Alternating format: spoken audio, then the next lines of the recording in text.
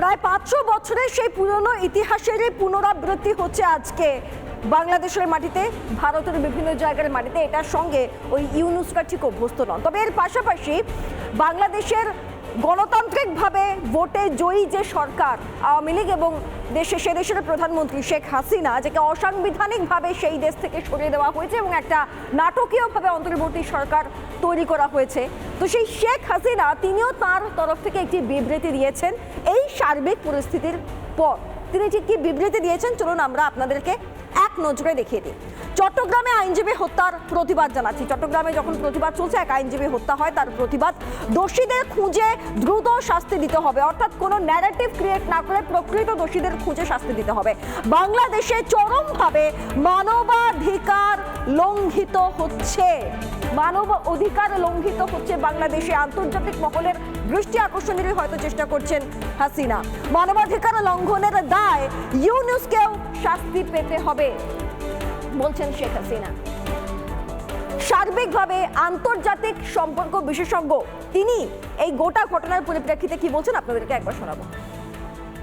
বাংলাদেশে যে পরিস্থিতি এখন চলছে সেটা মোটেও কাম্য নয়, এবং সেখানে সমস্ত জাতিগোষ্ঠীর মানুষ একসঙ্গে বসবাস করতে পারবে, একসঙ্গে সহমর্মিতার সাথে বসবাস করবে, এটাই কাম্য।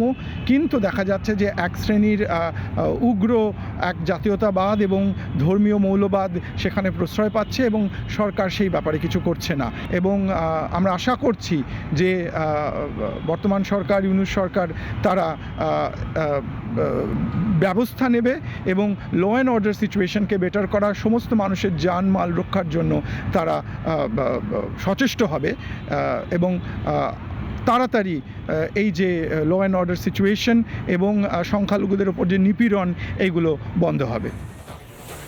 জমের গায়ে হাত দিয়েছে ইউনুসের জম সংকীর্তন। বাংলাদেশের সমস্ত আপডেট আমরা ছিলাম, আছি, থাকবো আপনাদের সঙ্গে। কিন্তু রিপাবলিক বাংলার এই মুহূর্তে প্রাইম টাইমে আপনাদের কাছ থেকে বিদায় নিতে হবে। ইউনুসের জম সংকীর্তনের পর বাংলাদেশে কী কী ঘটছে জানাবার জন্য কিছুক্ষণের পরেই নতুন খবর নিয়ে, নতুন আপডেট নিয়ে আমরা ফিরে আসবো, তাই তো সুজিতা? একদম, দেখতে থাকুন রিপাবলিক বাংলা।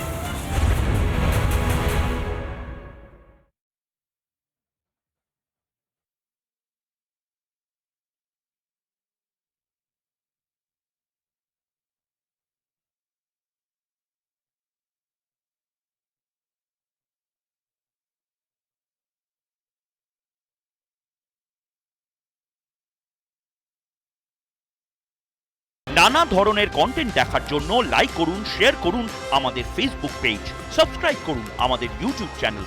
পাশাপাশি অন্যান্য ব্রেকিং নিউজের জন্য অবশ্যই চোখ রাখুন রিপাবলিক বাংলায়।